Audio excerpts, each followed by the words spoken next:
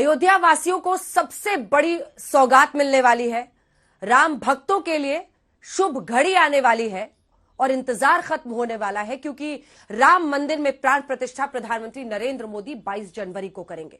लेकिन एक दूसरी सबसे बड़ी सौगात जो अयोध्या वासियों को मिल रही है वो है अंतर्राष्ट्रीय हवाई अड्डे की। इसी मुद्दे पर बातचीत करने के लिए हमारे साथ जुड़ रहे हैं नागरिक उड्डयन मंत्री ज्योतिरादित्य सिंधिया जी। ज्योतिरादित्य जी, बहुत स्वागत है आपका आज तक पर। सबसे पहले तो ये एयरपोर्ट कब से आम लोगों के लिए शुरू होगा? इस एयरपोर्ट में सबसे पहले कौन कौन से रूट पर लोग ट्रैवल कर पाएंगे और इस एयरपोर्ट के जरिए क्या बड़ी बड़ी सुविधाएं मिलेंगी अयोध्या वासियों को, देशवासियों को? राम मंदिर में प्राण प्रतिष्ठा के पहले हमारे दर्शकों को बताएं।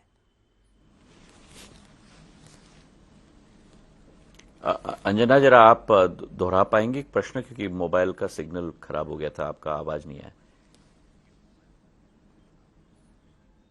जी, मेरा प्रश्न आपसे यह है कि कौन सी बड़ी सुविधाएं हैं, कब से ये आम लोगों के लिए शुरू होगा, कौन कौन से रूट सबसे पहले शुरू होंगे और क्या सुविधाएं मिलने वाली हैं इस एयरपोर्ट के साथ अयोध्या वासियों को, देशवासियों को?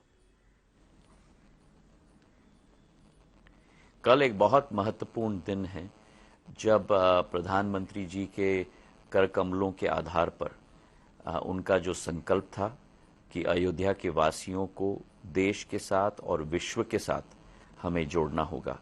कल अयोध्या का विमानतल का उद्घाटन प्रधानमंत्री जी के कर कमलों के द्वारा किया जा रहा है।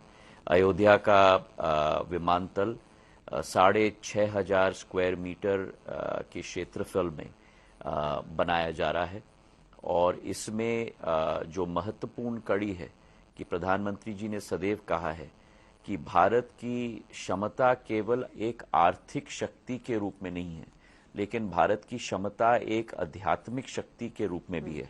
तो हमारे जितने भी विमानतल होते हैं, क्योंकि वे पहले प्रवेश द्वार होते हैं देश के या विदेश के जो भी वासी होते हैं, जो नागर विमानन से अपना सफर तय करते होते हैं, वो पहला द्वार होता है उनका अनुभव का। तो उस क्षेत्र की संस्कृति, उस क्षेत्र की कला, उस क्षेत्र की एक इतिहास की झलक उस विमानतल में जरूर देखनी चाहिए। और अयोध्या का विमानतल भी मर्यादा पुरुषोत्तम भगवान राम के मंदिर की आकार के रूप में बनाया गया है, दोनों एयर साइड में भी और सिटी साइड में भी। उसके अंदरूनी भाग में अगर हम जाएं तो भारतीय संस्कृति के आधार पर भगवान राम की पूरी जीवन रेखा को रेखांकित दीवालों पर किया गया है, अलग अलग कला के द्वारा। जहां एक तरफ मधुबनी के कला के द्वारा किया गया है, वहीं पट्टीचित्र के द्वारा, कलमकारी के द्वारा, राजा रवि वर्मा के क्षमता के आधार पर तो अनेक अनेक दृश्य वहां बनाए गए हैं और अयोध्या के दीप महोत्सव का भी एक आकार वहां बनाया गया है।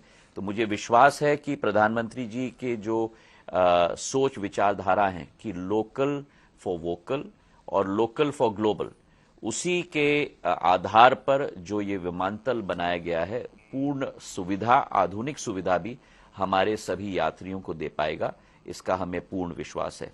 एक और बात मैं अंजना जरूर कहना चाहता हूं कि ये केवल फेज 1 है, द्वितीय फेज भी हम जल्द शुरू करने वाले हैं, जहां रनवे की लंबाई को हम 3,700 मीटर तक ले जाएंगे ताकि बड़े विमान भी वहां प्रस्थान कर पाएं। और सेकंड टर्मिनल भी, जो वर्तमान का टर्मिनल 6,500 स्क्वायर मीटर का है, सेकंड टर्मिनल 50,000 स्क्वायर मीटर का, मतलब 5 लाख स्क्वायर फुट का बनने जा रहा है। वर्तमान का टर्मिनल की क्षमता 10 लाख यात्री प्रति साल का है और द्वितीय भाग का टर्मिनल करीब 60 लाख यात्री प्रति वर्ष का होगा। शुरुआत कौन कौन से सेक्टर्स के साथ होगा? फ्लाइट्स की सुविधा कहां कहां से मिलेगी?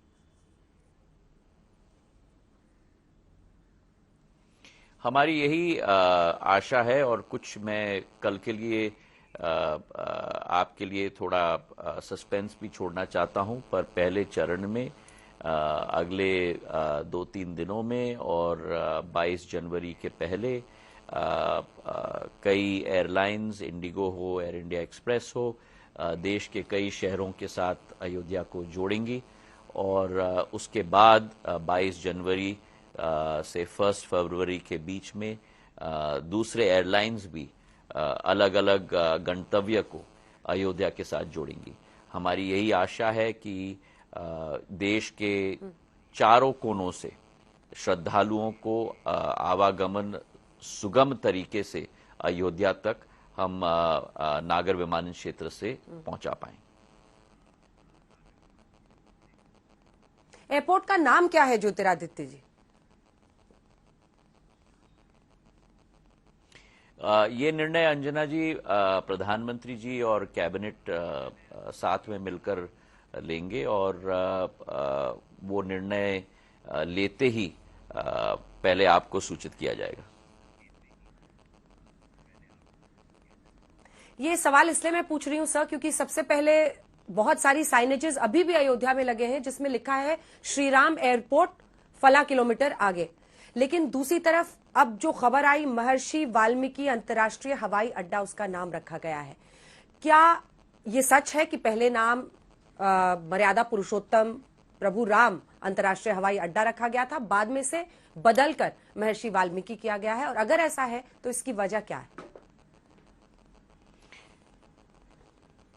किसी भी एयरपोर्ट का नामांकन प्रधानमंत्री एवं कैबिनेट के द्वारा किया जाता है और हम लोग अफवाहें में विश्वास न रखें। जब प्रधानमंत्री जी और कैबिनेट ये निर्णय लेंगे तो जैसे मैंने कहा पहले आपको ही सूचित किया जाएगा। अयोध्या के लिए एक बहुत बड़ा बूस्ट इसके साथ आएगा। एक हवाई अड्डा सिर्फ एक आवागमन का जरिया नहीं होता है, बल्कि पूरे अयोध्या को दशकों से इंतजार था कि वहां भी पर्यटन को उस तरह से बढ़ावा मिले। आपको लगता है कि ये जो एक डबल बोनांजा एक तरह से है कि एक तो प्रभु राम का मंदिर भी बन रहा है 22 जनवरी को और ये एयरपोर्ट जिसके जरिए एक बड़ा बूस्ट होगा, क्या क्या फायदे आप गिनाएंगे?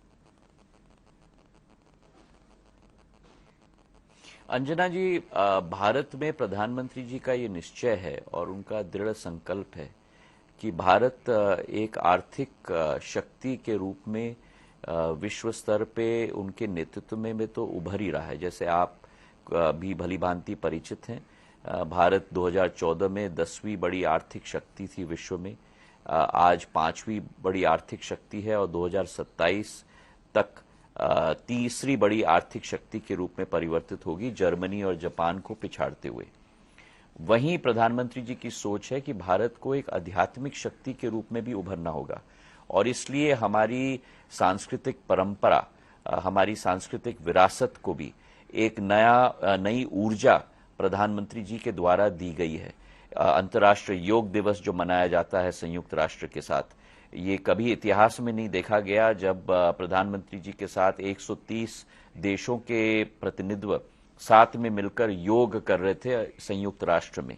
और वैसे ही चाहे बद्रीनाथ हो, केदारनाथ हो, उज्जैन का महाकाल लोक हो, काशी विश्वनाथ मंदिर हो और अब अयोध्या में भगवान श्री राम का मंदिर हो, तमिलनाडु के साथ भी जो संगम और जो एक रिश्ता काशी का है उसे भी पूर्ण जीव अगर किसी ने किया है तो प्रधानमंत्री नरेंद्र मोदी जी ने किया है। तो भारत में एक आध्यात्मिक पूर्ण ऊर्जा का भी संचार उनके नेतृत्व में हो रहा है और अयोध्या उसका एक मुख्य केंद्र बिंदु होगा, इसका हमें पूर्ण विश्वास है। भगवान राम की जन्मभूमि और जब वहां राम मंदिर की स्थापना और प्राण प्रतिष्ठा प्रधानमंत्री जी के द्वारा की जाएगी, मैं मानता हूं कि देश के नहीं लेकिन विश्व के लोग अयोध्या आएंगे और अयोध्या एक मुख्य केंद्र बिंदु केवल उत्तर प्रदेश राज्य का नहीं लेकिन देश का और विश्व का बनने जाएगा, इसका मुझे पूर्ण विश्वास है। और जहां तक उत्तर प्रदेश की बात है, उत्तर प्रदेश में 6 विमानतल थे 2014 में, आज 9 विमानतल हैं। कल 10वां विमानतल की शुरुआत होगी और अगले आने वाले 2 वर्षों के अंदर उत्तर प्रदेश को हम 9 विमानतल से 18 विमानतल तक ले जाने के लिए हम संकल्पित हैं। आने वाले 3 माह में 5 विमानतल और तैयार हो रहे हैं, मुरादाबाद, आजमगढ़, अलीगढ़, श्रावस्ती और चित्रकूट। और उसी के साथ जो जिसके लिए आप भी बहुत इंतजार कर रहे हैं और हमारे दर्शक भी बहुत इंतजार कर रहे हैं, जेवर का अंतर्राष्ट्रीय हवाई अड्डा आने वाले इस साल के अक्टूबर या नवंबर माह तक वो भी तैयार हो जाएगा 12 मिलियन की कैपेसिटी के साथ पहले चरण में। तो ये एक विस्तृतीकरण और गहरीकरण नागर विमानन क्षेत्र का प्रधानमंत्री जी के नेतृत्व में भारत में हो रहा है। जी, लेकिन जिसे आप आध्यात्मिक ताकत कह रहे हैं, उसे सैम पिट्रोडा कहते हैं कि किसी भी देश में लोग मंदिर मंदिर की पीएम मंदिर मंदिर जाएं, ये स्वस्थ लोकतंत्र नहीं है, स्वस्थ नहीं लगता उन्हें चिंता होती है इस बात से। शशि थरूर कहते हैं कि 2014 में गुजरात मॉडल पर आए थे, 2019 में पुलवामा का मुद्दा उठाया और 2023 में एक बार फिर से राम मंदिर, बैप्स मंदिर, ये सब लेकर 24 के चुनावों में हिंदू हृदय सम्राट बनके चुनाव जीतने का ये एक ट्विस्ट है। इस पर आपका जवाब? शायद सैम पिट्रोडा जी को अपने नेताओं को यह सलाह देना चाहिए जो केवल चुनाव के समय में जो कांग्रेसी नेता हैं, शीर्ष नेतृत्व हैं, मंदिर के टूरिज्म पे चलते हैं।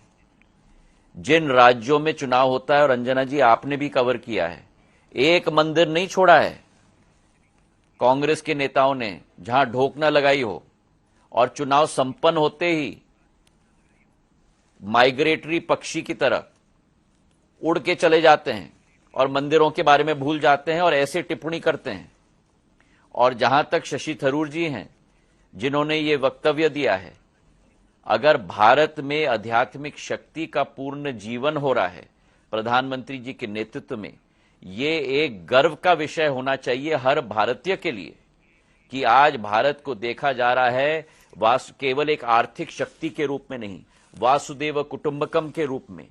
One world, one earth, one family, ये G20 का स्लोगन। कोविड के जमाने में वैक्सीन मैत्री के आधार पर 150 देशों में भारत ने वैक्सीन भेजा। जो देश झोली फैलाकर वैक्सीन मांगती थी, ये भारत का नया आध्यात्मिक शक्ति का भी रूप है, आर्थिक शक्ति के रूप में। और अगर शशि थरूर जी और कांग्रेसियों को इससे कठिनाई है तो उनको भी जवाब देश की जनता आने वाले अप्रैल और मई में दे देगी, मुझे इसका पूरा विश्वास है। अब ज्योतिरादित्य जी न्योते पर आते हैं, क्योंकि राम भक्त तो गदगद है कि अब राम मंदिर बनने वाला है, लेकिन पॉलिटिकल पार्टीज में 3 तरह के लोग हो गए हैं। एक जिन्हें न्योता मिला है, सोनिया गांधी जी को न्योता मिला है, मल्लिकार्जुन खड़गे को मिला है, अधीर बाबू को मिला है, लेकिन कई नेताओं को नहीं मिला है। तो वो क्लियर नहीं कर रहे हैं कि वो जाएंगे नहीं जाएंगे। अब आते हैं दूसरे हिस्से पे। अखिलेश यादव, डिंपल यादव कह रही हैं कि हमें तो न्योता नहीं मिला है, बुलावा आएगा तभी जाएंगे। और एक तीसरा हिस्सा भी है जिसमें कई लोग ऐसे हैं जिन्हें न्योता मिला है। सीताराम येचुरी कह रहे हैं कि हमें न्योता मिला है लेकिन हम जाएंगे नहीं। IUML जो कांग्रेस की साथी है केरल में, वो पूछ रही है कि कांग्रेस साफ करे वो जाएंगे या नहीं जाएंगे। ये जो न्योते पर, निमंत्रण पर एक नया ड्रामा है, उस पर आप क्या कहेंगे? क्या अगर इन्विटेशन जा ही रहा था तो सबको यूनिफॉर्मली जाना चाहिए था? और अगर वामदल अब नहीं आ रहे हैं तो क्या कहेंगे उस पर? ये हर एक व्यक्ति और हर एक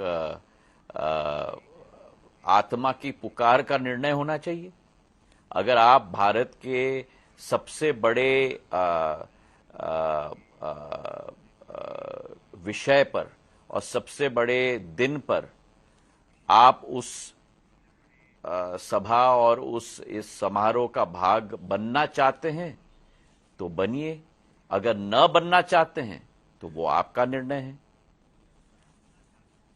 अंत में मैं मानता हूं कि शायद ये क्षण भारत के पिछले 1000 साल के इतिहास में नहीं आया होगा जो जनवरी 22 को आ रहा है।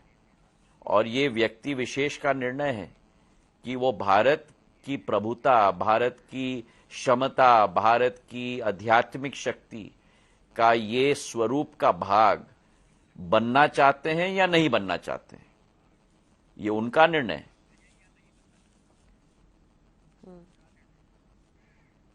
पर आप तो कांग्रेस पार्टी से लंबे वक्त तक जुड़े रहे, बहुत अंदर से आपने उस पार्टी को, उस पार्टी के नेताओं को जाना है, समझा है, न सिर्फ अपने वक्त पर बल्कि आपके पिता के भी वक्त पर। वो कहते हैं कि रामलला में ताला तो राजीव गांधी जी ने ही खुलवाया था।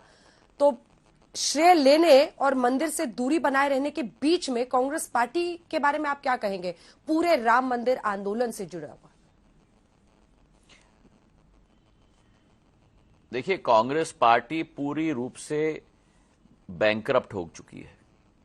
देश की जनता के दिल से बैंकरप्ट हो चुकी है, देश की जनता के मन से बैंकरप्ट हो चुकी है, देश की जनता की विकास और प्रगति से बैंकरप्ट हो चुकी है। और ये तिथर बिथर, इधर उधर, हां ना, इसी का एक उदाहरण है आपके लिए।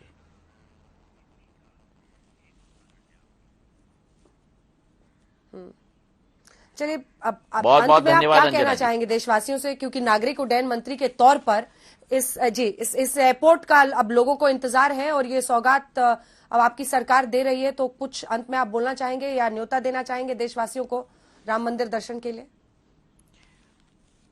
मैं तो केवल प्रधानमंत्री जी को शुभकामनाएं देना चाहता हूं और धन्यवाद अर्पित करना चाहता हूं कि उन्होंने ये महत्वपूर्ण कदम लिया देश की जनता के हित में।